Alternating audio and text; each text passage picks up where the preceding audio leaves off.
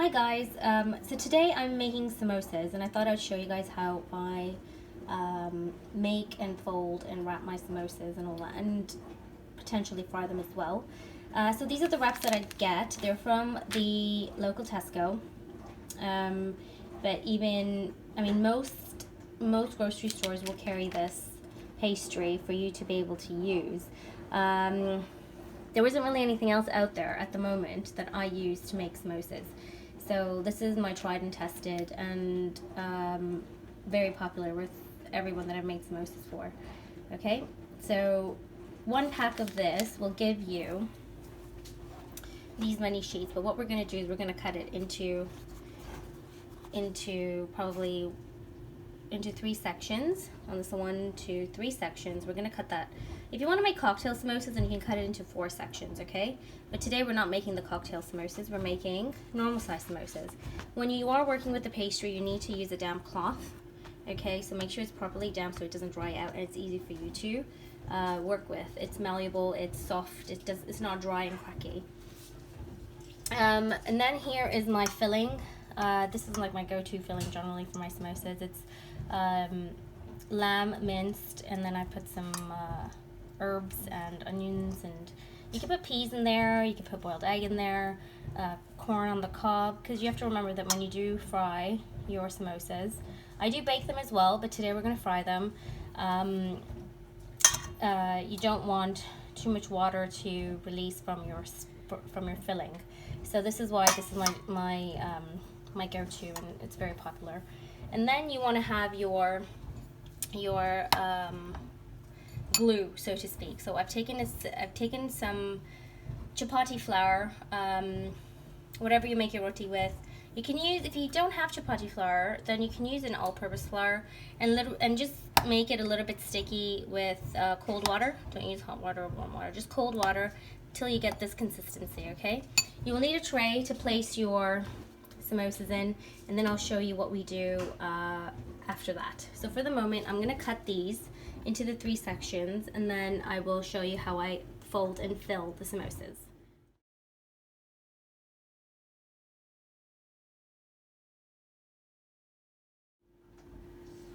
Okay, so we've cut it into 3s, and now what we're going to do is you take 2 of these sheets, okay, 1 and 2. You take 2 of these sheets and you pull them very gently.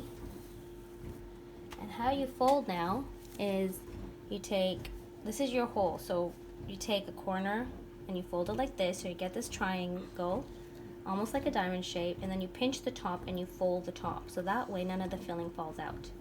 Okay, and this is your samosa pocket right there. And then what you do is you fill it.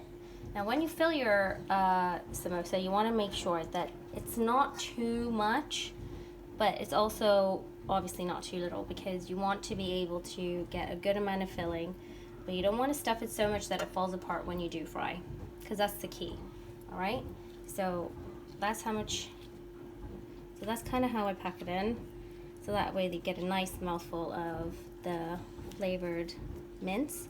You fold it one more time, and then you take your glue and you start to seal this back flap here.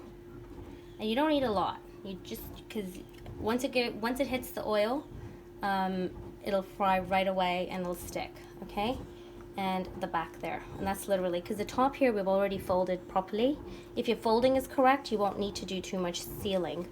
And what I tend to do is I cut this flap off. So I'm going to get my scissors and I'll show you. Okay, so you cut this flap off the size of the samosa, size and shape of the samosa, and that's it. You have your one samosa, which is absolutely lovely and ready to either be baked or fried. Okay, I'll show you one more time. So you take your 2 pieces there. Okay, pull them very gently.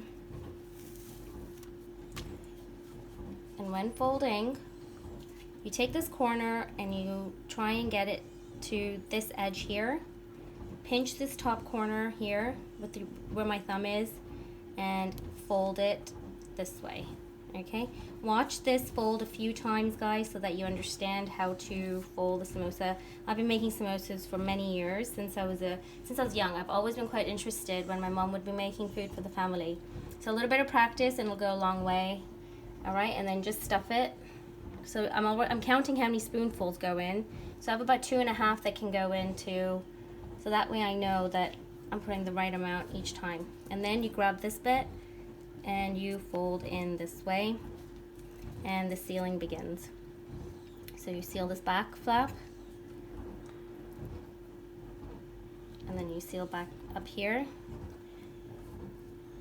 Okay, and don't do too much sealing, otherwise you'll over fry and then it won't be an even color. And then you trim. Okay, once you get the hang of it, it'll be much easier to do. But that's it, and that's your samosa. I'm going to continue making my samosas and I'll show you when we're ready to fry.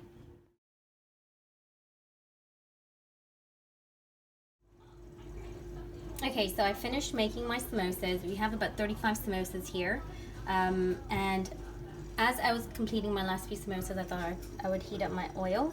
Okay, keep your colander or your strainer ready with paper towels. We don't have any right now, so I'm just using a towel to drain off all the excess oil. You want to make sure that your oil is hot, but not too hot. You can see the ripples in there. Okay, so you want to make sure that it's hot, but not too hot. And the best way to do that is to pop in a scrap of samosa pastry and then check it. So I'm going to go grab that and I'll show you what it should look like. Okay, so we don't want the oil too hot, otherwise it will burn our samosas, and we don't want that. We want it to be a nice golden brown crispy look. So this is what we're going to pop in there, and you don't want the oil to be too cool either, otherwise our samosas will drink a lot of oil, or it'll saturate our samosas. So that way, you know, there are times where you'll eat the samosa and you get more oil than you do filling, and the reason is because it's been fried on a low temperature. So we're actually going to turn up the heat slightly, and what I suggest is also when you are frying, this is right by the edge of my kitchen, so I put the handle on the left side over there, so that way you cannot get injured. Okay, and keep all your ingredients nearby so there's not too much faffing in and around the oil. You don't want to get hurt when you are frying. Alright, so this is still taking a little bit longer to fry. So we're going to give it another few minutes to warm up, okay? Okay, so it's been a few more minutes, and now I'm just going to pop in another bit of and that's basically it. As soon as you put the flour in there or the pastry in there, you want to see that it starts to fry it, but without burning it. Okay, so now we're ready to go. I'm only going to put in 1 or 2 right now because I'm the one recording, and I don't want to be distracted when handling oil. And I would suggest that when there's anybody using an open oil frying sort of situation, if I've worded it properly, just to make sure there are no other distractions, no children, there's absolutely no one in and around that's going to distract you. So here we go. Okay, I'm just going to pop in 1 and 2, just so you see. And once it's in there, you want to sort of flicker some of the oil on it very gently, so that way it gets an even color, so it looks appetizing. Okay, I think a lot of what we can make at home, or even at restaurants, you want it to look appetizing. That's half the battle, really. If it looks tempting, then a lot of people and children and guests will want to try your food. Alright, so this is us frying it. Now I'm going to turn it over. You don't need to fry it for too long. You can see some of the brown shades already there, so it's giving you an indication of being ready to flip over. As soon as you start to see any shades of brown, then you know. Flip over, give it another couple minutes, or a minute even, on each side, and take it out.